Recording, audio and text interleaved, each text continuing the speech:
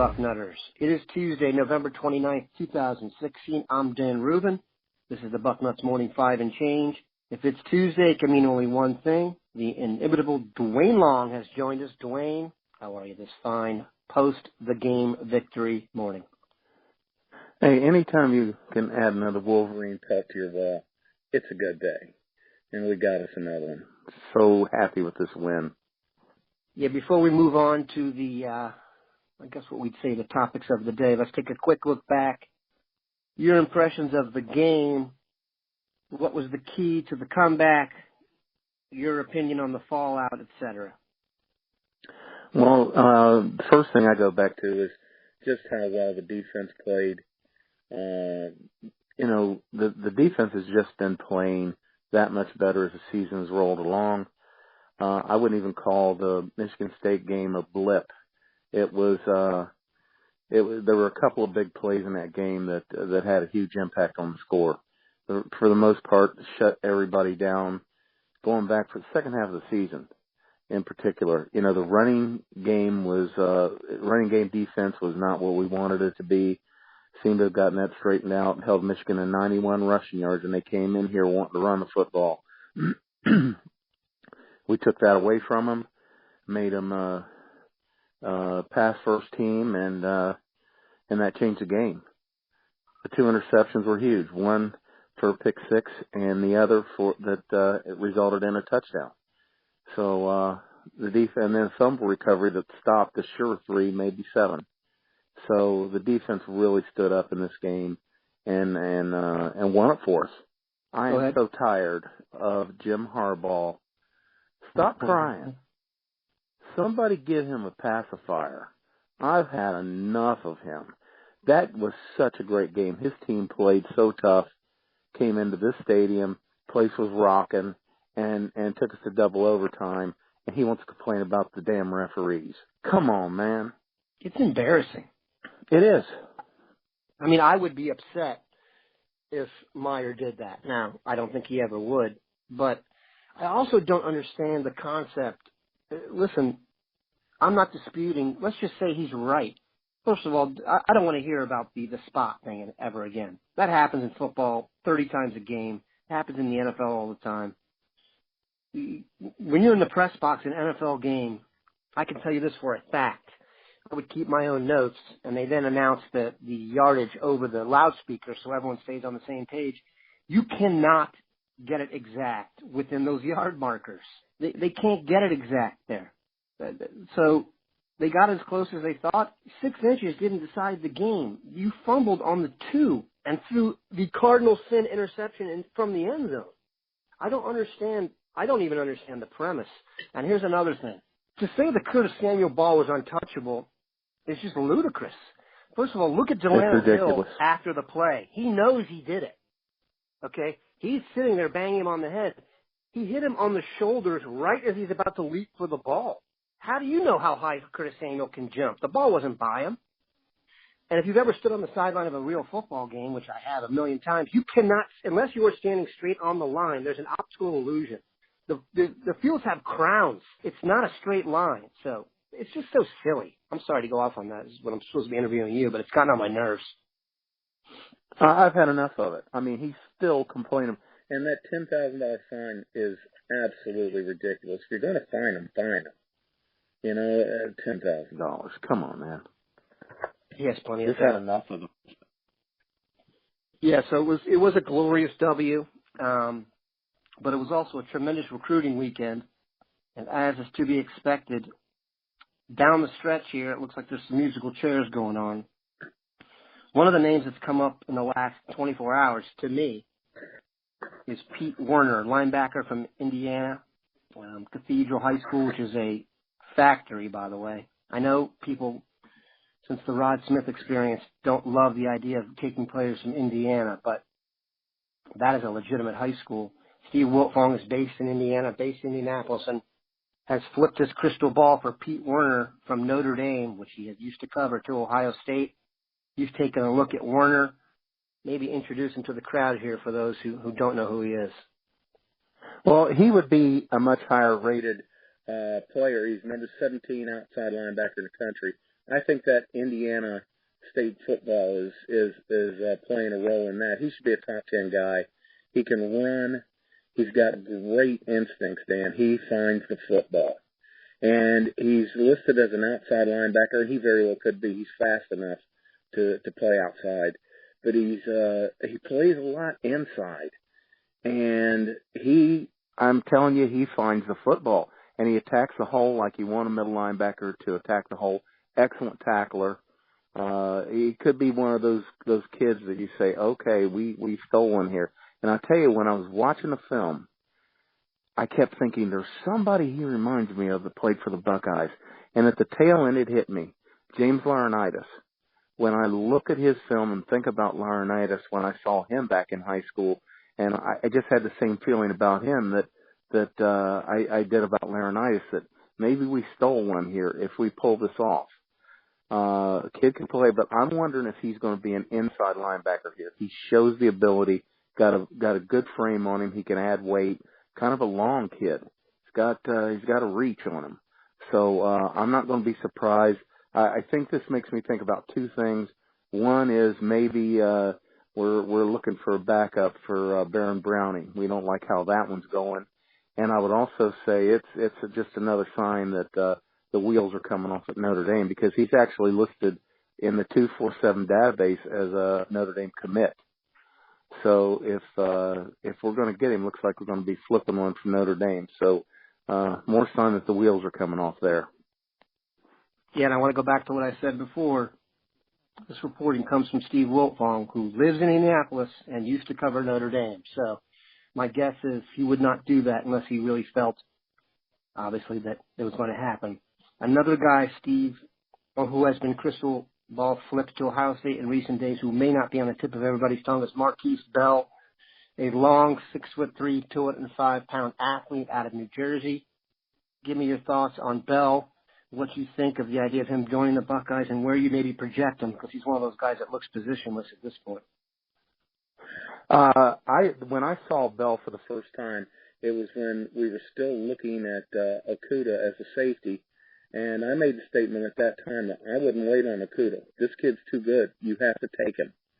He's a long, very aggressive safety. I'm going to call him a safety. I'm not going to say he's definitely going to grow into an outside linebacker. He very well could. He's that kind of long kid with the kind of frame that you can add weight to. But he's too good. I know people are like, well, we're running out of spaces here. Yeah, well, you make room for this kid. He's outstanding, Dan. And his also, rating, but hold on, his rating is not. I mean, it's 92, I think. But you think he's underrated? Oh, absolutely, absolutely. For one thing, look at his offer list. Kid's a big time athlete. Watch him on film. He is one of those guys that you don't need to have it circled or a pointer on him. He flashes through, and you know that who he is.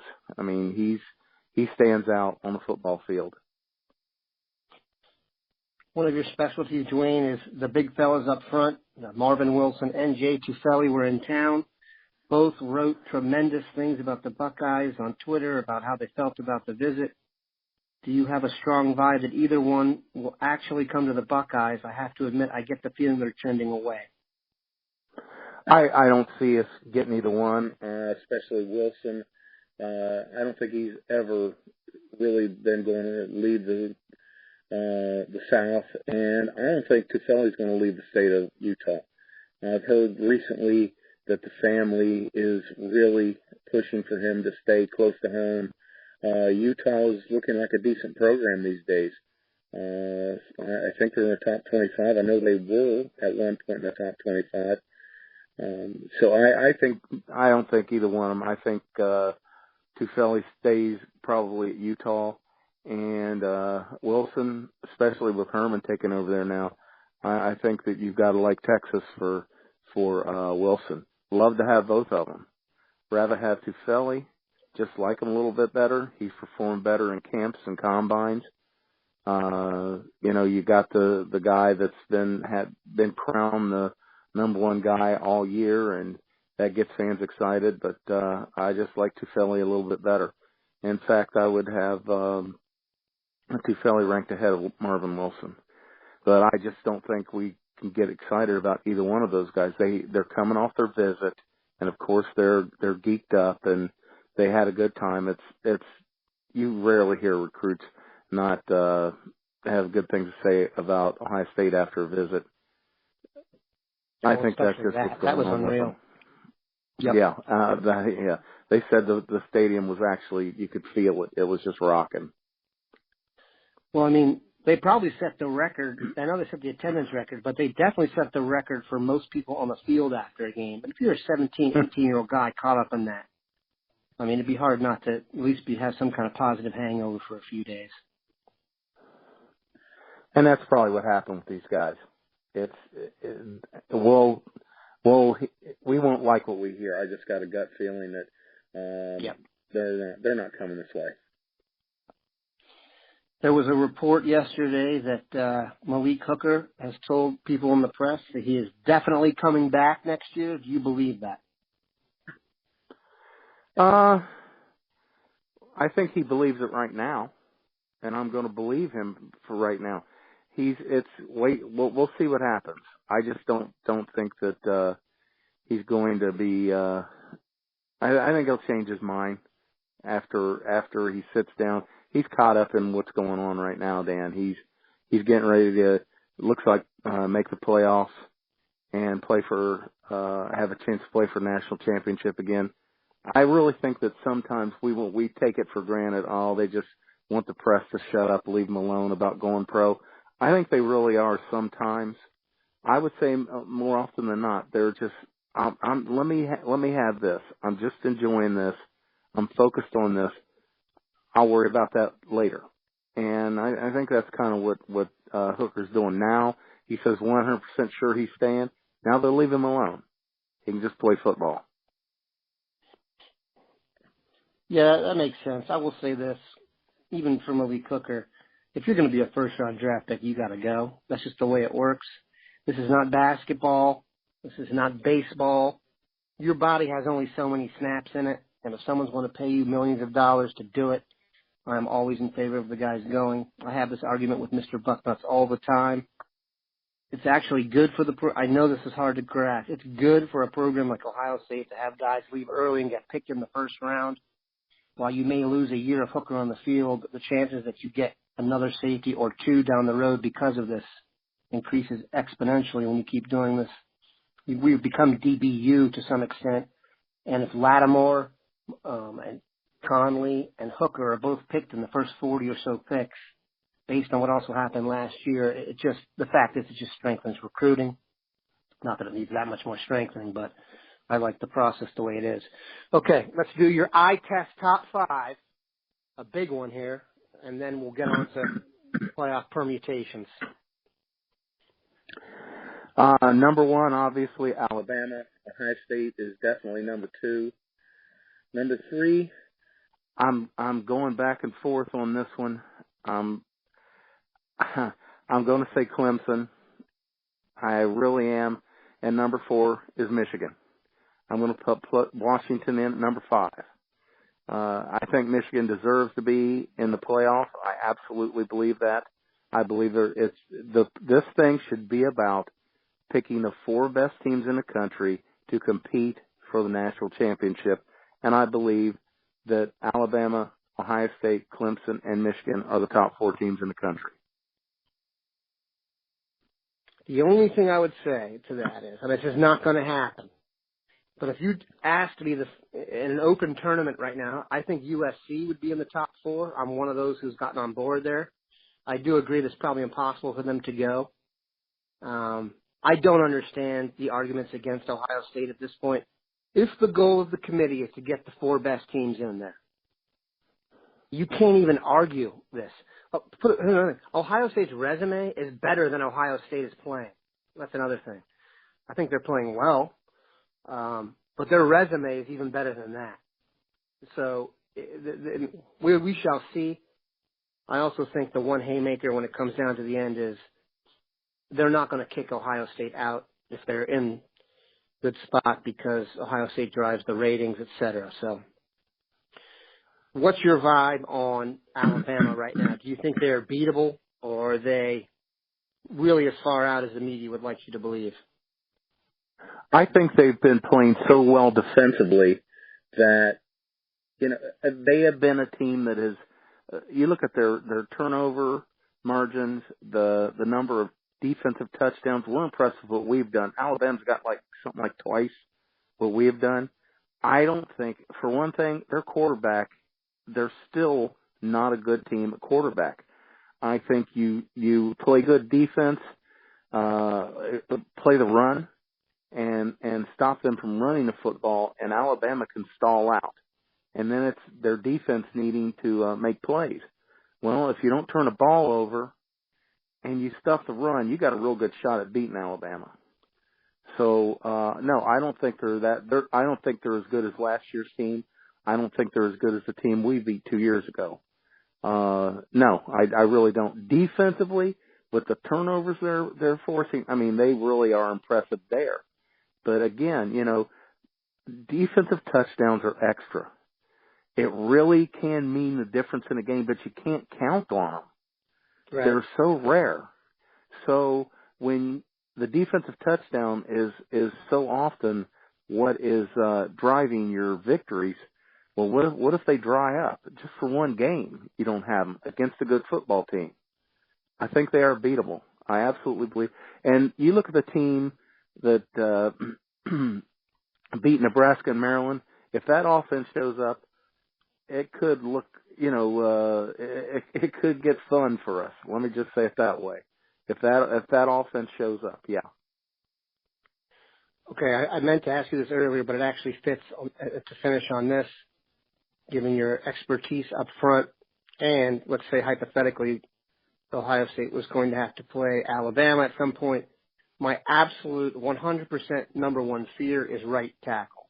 I've not seen a guy at Ohio State struggle as much as Isaiah Prince has struggled. Taco Charlton is a very good football player. He's not Khalil Mack, okay? And he was making him look like that. Is that fixable? What does it say about the depth? Is there a way for them to give them help? Is that something they should focus on in the next month or so? But your view on Isaiah Prince and the mighty struggles he went through. Well, I've not focused on Prince. That there's been a lot of talk about it on the message boards, with just talking to friends. But I just not said a lot about it because it is what it is. He's the only option we have right now, and I do believe that in time he's going to be a really fine football player. You got to realize how young he is. Yeah, he's struggling, but he's continuing to stay in there and fight, and the staff believes that he's going to be a player that will help us down the line. This is a trial by fire, and he needs a hose right now. He's in trouble out there. I think that there are things that can be done. There's things we have not done. We were talking about it on the message board. Someone asked me why we're not helping him out there. And I said what I thought it could be why we aren't, but I absolutely believe we should be chipping and helping them with the tight end out there. Send the back out there just to line the tight end in the slot and just don't let the end have the edge. Let Prince worry about the guy coming inside. Take one guy out of a pattern, and he doesn't have to stay out of the pattern. He can, chip him, make sure Prince is secure, and then go on out. Yeah, it can mess up what you're trying to do down the field, but when you're not going to get the ball down the field anyway, if this guy continues to give up sacks by the handful. So, but it could be having the time to just focus on practice. That's one thing about what's coming up is just being able to say, okay, forget about, we want to get your technique down. He doesn't look like he has good hand-eye coordination. He doesn't get his hands up quick enough. Too often he's already got a guy into his body.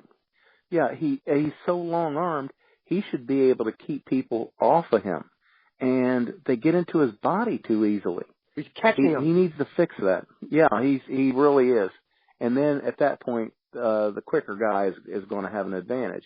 And he needs to work on his technique. And maybe this month off will, before the playoffs start, they've got the opportunity to coach this guy up some more and get him ready. Or maybe Bowen will come along and, because it's obvious he's not ready, or they would have put him in there. We've had an argument about that on the message boards, that he obviously is not up to it, or he would be in there because Prince has just struggled so mightily.